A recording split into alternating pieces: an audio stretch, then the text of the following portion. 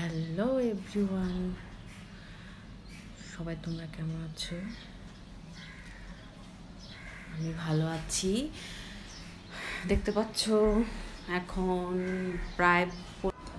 দেখতে পাচ্ছ এখানে প্রায় 1:45 বাজে।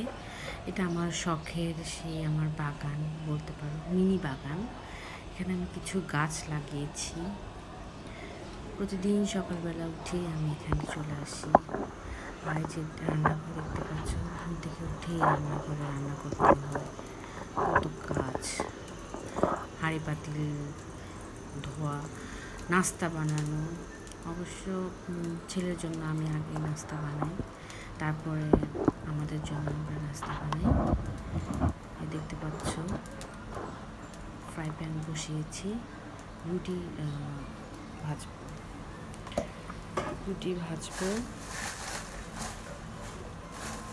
ভেজে নাস্তা করবো। দেখতে পাচ্ছ রুটি দিয়ে দিছি অলরেডি। এই তো আমাদের মেয়েদের জীবন, যারা বাইরে কাজ করে আর যারা সংসারে কাজ করে। আসলে কাজ করার ধরন ভিন্ন হয়, কিন্তু কাজ তো কাজই, সেটা বাইরে হোক আর সংসারের কাজই হোক। সব কিছুই আসলে মেনটেন করা খুবই কঠিন আমাদের জন্য, কিন্তু মানুষ তো চাইলে সবই পারে। মানে সবাই সংসার করছে, আমরা করছি, আমার মা চাচিরা সংসার করছে, তারা পারছে, অবশ্যই আমরাও পারবো। আর দেখতে পাচ্ছ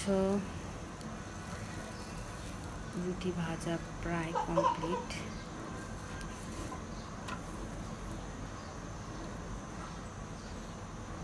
এর মধ্যে আমার বেবি উঠে গেছে। বেবি সকালবেলা উঠেই সে কান্নাকাটি, বাচ্চাদের যেটা নেচার, কান্নাকাটি শুরু করে দেয়। তাকে কোলে নিয়ে অনেকক্ষণ বসে থাকতে হয়, গাছ দেখাইতে হয়, বাচ্চারা যেটা করে আর কি।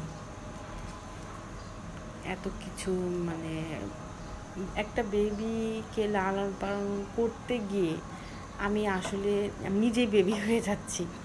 মনে হচ্ছে যে আমি দিন দিন আমি নিজেই বেবি হয়ে যাচ্ছি। এটা করার নাই কিছু, আসলে বাচ্চা মানুষ, ওদের তো আর কিছু বলা যায় না, আর ওরা বোঝাইতেও পারে না ওদের এখন মনের ভাব। আমার বেবিটা এখনও অনেক ছোট, নিজের ফিলিংসগুলো এখনও শেয়ার করতে পারে না। কথা বলে 2-1টা করে, রেগুলার যে কথা বলে বা ওরকম এখনও বলতে পারে না। সবাই আমার বেবির জন্য একটু দোয়া করবেন। আর এটা দেখানোর কিছু নাই, রুটি ডিম সবাই আমরা ভাজতে পারি কম বেশি। জাস্ট আমি ভিডিও করার জন্য এগুলো আসলে আমি শ্যুট করেছি।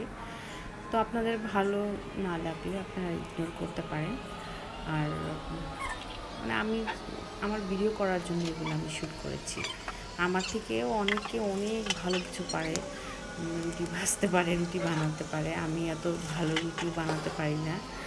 আমার হেল্পিং হ্যান্ড যিনি আছেন, ওনাকে দিয়ে আমি রুটিগুলো বানিয়ে রাখি। অনেস্টলি আমি এত ভালো আমার রুটিগুলো গোল হয় না। আর এই ডিম ভাজি দেখানোর কিছু নাই, সবাই আমরা এগুলো পারি। ঠিক আছে, পরবর্তীতে দেখা হবে অন্য কোনো নেক্সট ব্লগে। সবাই আমরা ভালো থাকি, সুস্থ থাকি।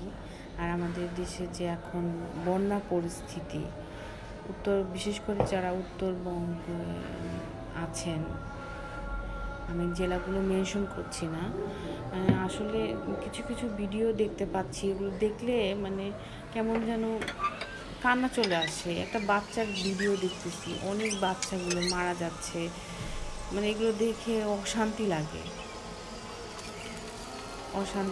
ভালো লাগে না। কবে যে এই বন্যা চলে যাবে, আমরা যে যার মতো করে যদি পারি একটু সাহায্য করার চেষ্টা করি। ঠিক আছে, সবাইকে ধন্যবাদ। আল্লাহ হাফেজ।